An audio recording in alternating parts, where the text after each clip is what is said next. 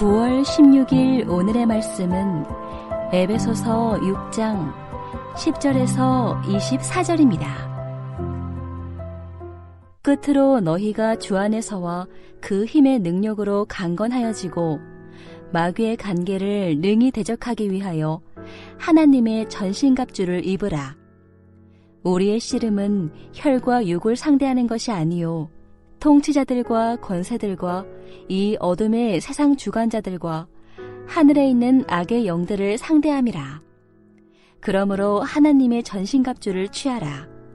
이는 악한 날에 너희가 능히 대적하고 모든 일을 행한 후에 서기 위함이라. 그런즉 서서 진리로 너희 허리띠를 띠고 의의 호심경을 붙이고 평안의 복음이 준비한 것으로 신을 신고 모든 것 위에 믿음의 방패를 가지고 이로써 능히 악한 자의 모든 불화살을 소멸하고 구원의 투구와 성령의 검 곧 하나님의 말씀을 가지라. 모든 기도와 간구를 하되 항상 성령 안에서 기도하고 이를 위하여 깨어 구하기를 항상 힘쓰며 여러 성도를 위하여 구하라.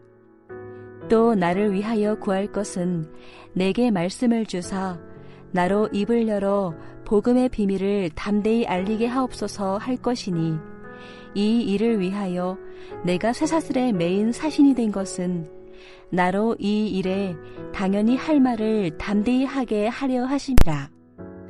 나의 사정 곧 내가 무엇을 하는지 너희에게도 알리려 하노니 사랑을 받은 형제요 주 안에서 진실한 일꾼인 두개고가 모든 일을 너희에게 알리리라.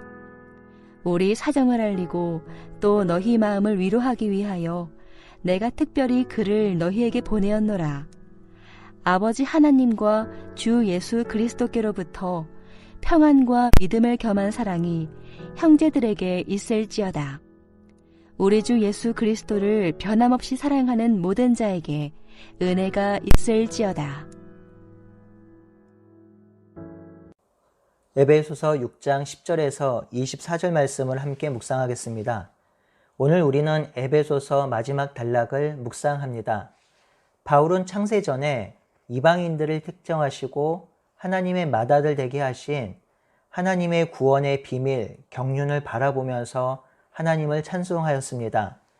하나님은 사탄의 종이며 사탄의 노예로 흑암의 권세에 살았던 이방인들을 구원하셔서 한 새 사람을 만드시고 새로운 하나님의 사회, 즉 교회를 창조하셨습니다.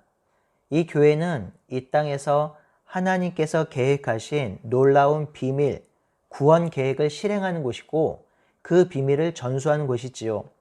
바울은 이렇게 한 새 사람, 하나님의 백성, 아들된 성도들은 더 이상 이방인과 같이 살아서는 안 된다고 하면서 거룩한 새 사람을 입으라고 하였지요. 그리고 빛이 되었으니 빛의 자녀로 살아가라고 하였습니다. 또한 하나님과의 관계가 회복되었으니 이 땅에서 맺은 깨어진 관계를 회복하여 새로운 관계로 들어가라고 하였습니다. 남편과 아내, 자녀와 부모, 주인과 종의 관계가 어떠해야 하는지를 자세히 가르쳐 주었지요. 이제 바울은 에베소서를 마무리하면서 가장 중요한 당부를 하고 있습니다. 그것은 하나님의 전신갑주를 입고 사탄과 영적 전쟁을 하라는 것입니다. 그리고 마지막으로 자신을 위해 기도해달라고 합니다. 이제 본문을 살펴보겠습니다. 먼저 10절에서 17절 하나님의 전신갑주를 입으라는 권면을 살펴보겠습니다. 10절에 주 안에서 그의 힘의 능력으로 강건하여지라고 하였지요. 여기서 굳세고 강건하게 되는 것은 주 안에서 그의 힘의 능력으로 되는 것입니다. 우리가 강건하게 되고 흔들리지 않고 담대하게 살아갈 수 있는 힘은 주 안에 있을 때, 즉 주와 연합하고 주님과 동행할 때입니다. 그때 주께서 주시는 힘으로 강건하여질 수 있습니다. 우리가 주님 밖에 주님과 함께하지 않으면 우리는 강건해질 수 없습니다. 우리의 능력의 원천, 강건함의 원천은 바로 주님이지요. 다음으로 마귀의 관계를 대적하기 위해서 하나님의 전신갑주를 입으라고 하지요. 이는 근본적으로 10절과 같은 의미인데요. 더 구체적이고 세밀하게 표현한 것입니다. 마귀의 관계, 즉 더러운 계략을 이기기 위해서 하나님이 주시는, 하나님으로부터 오는 전신갑주를 입어야 합니다. 그런데 11절은 좀 더 강력한 도전이 주어집니다. 하나님이 주시는 전신갑주를 입고 마귀를 대적하라는 것이죠. 마귀와 한판 승부를 벌이라는 것입니다.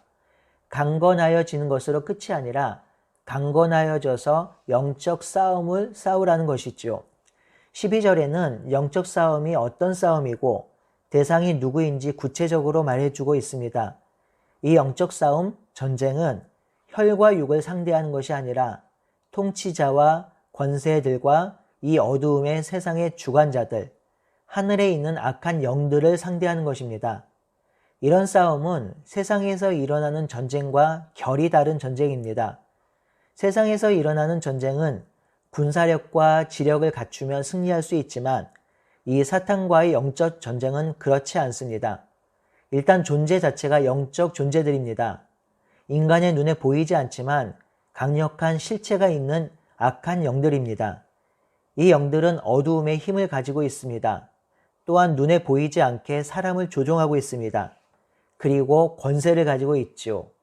우리가 싸우는 전쟁은 바로 이 악한 영적 존재들과 벌이는 전쟁임을 기억해야 합니다.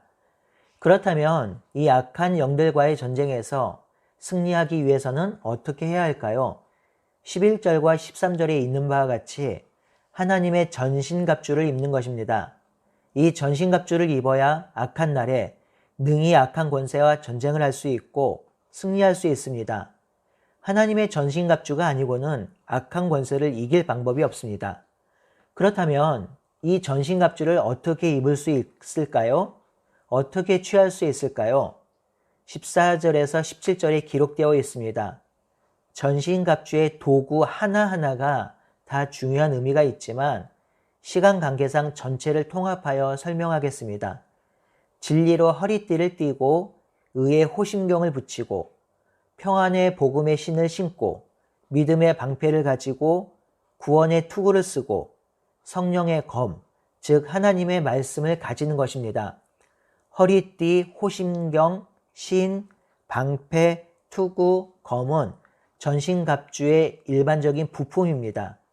이것이 하나님의 전신갑주가 되려면 진리, 의, 평안의 복음, 믿음, 구원, 하나님의 말씀이 있어야 합니다. 이것이 있을 때 하나님의 전신갑주가 되는 것이죠. 모두 무엇과 연관이 되어 있나요? 바로 말씀입니다. 하나님의 말씀이 바로 하나님의 전신갑주가 되는 것입니다. 사탄의 견고한 진을 파하고 사탄의 머리를 부술 유일한 무기요 방패는 하나님의 말씀입니다. 사랑하는 성도 여러분, 하나님의 말씀이 아니고는 우리가 사탄을 이길 수가 없습니다. 사탄과의 전투에서 승리할 수가 없습니다. 그러니 오늘 하나님의 말씀을 붙듭시다. 하나님의 말씀을 깊이 묵상하며 그 말씀이 내 안에서 역동하도록 말씀을 사랑합시다. 이 하나님의 말씀으로 오늘도 사탄을 이기는 저와 여러분이 되시기를 바라고 소원합니다. 바울은 이 전신갑주를 취하여 사탄과의 전쟁을 하라고 하면서 중요한 또 하나의 권면을 하고 있는데요. 18절입니다. 기도와 간구로 하되 항상 성령 안에서 기도하고 이를 위하여 깨어 구하기를 힘쓰라고 합니다. 무엇을 하라고 하나요? 깨어서 성령 안에서 기도하라고 합니다. 지금까지 바울은 사탄과의 전투에서 승리하기 위한 방법을 설명했는데 그 승리의 원동력에 기도가 있음을 강조합니다. 기도는 성령과 연합되어 성령의 역사가 성도 안에서 역동하게 하지요. 종합하여 생각하면 성도가 사탄과의 전쟁에서 승리할 수 있는 것은 말씀을 붙들고 성령 안에서 기도하며 나아갈 때입니다. 그때 하나님께서 승리를 선물로 주시는 것이죠.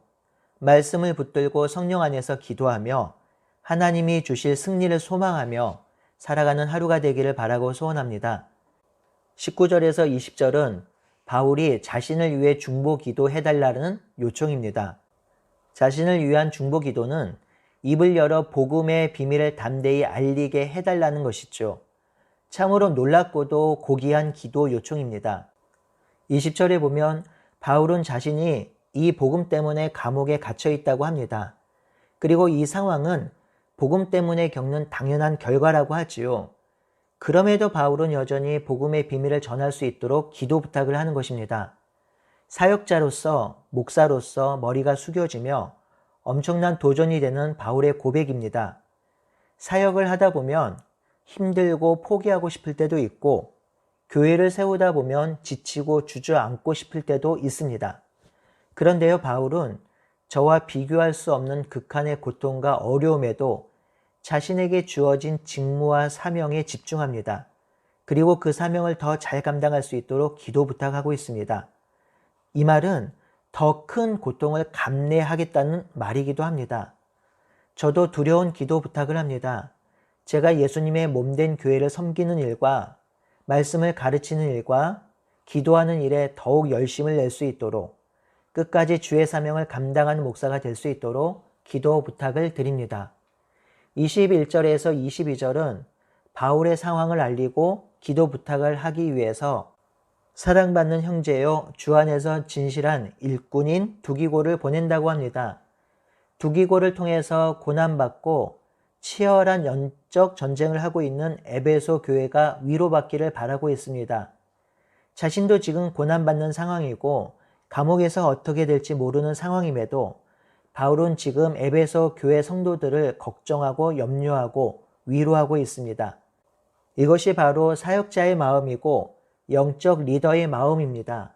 성도 여러분, 목사만 사역하는 것은 아니지요. 장로, 안수집사, 권사, 두례장, 사역팀장, 교사 모두 영적이고 사역자입니다. 이 바울의 마음을 교회의 리더들이 배워가길 소원합니다. 영적 리더들의 삶도 인생도 치열하고 힘들 것입니다. 그런데요, 리더이니 선생이니 그래도 영적 어른이니 교회를 돌아보고 교회를 섬기며 연약한 지체를 세워야 합니다. 내가 힘들면 다른 이들도 힘들지요. 같이 힘들다면 영적 리더가 더 힘을 내어 돌보는 것이 옳습니다. 리더 대신 사랑하는 성도님들, 우리 힘들더라도 힘들어하는 지체를 돌아봅시다. 그리고 그들을 위로합시다.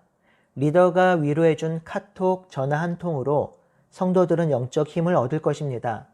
마지막으로 23절, 24절에 바울은 에베소 성도들 향해 축복을 하며 편지를 마무리하지요. 아버지 하나님과 주 예수 그리스도께로부터 오는 평안과 믿음을 향한 사랑이 형제들에게 넘치길 축복합니다. 이 축복은 그리스도를 변함없이 사랑하는 모든 자들에게 은혜가 있기를 소망하지요. 이 마지막 축복을 읽을 때 마음이 뭉클해집니다. 감옥에 있는 바울이 그리고 자신의 미래가 어찌 될지 모르는 바울이 이 성도들을 언제 볼지 모르는 바울이 그들을 진정으로 축복하고 있습니다. 이 축복은 세상의 물질과 도저히 견줄 수 없는 축복이지요.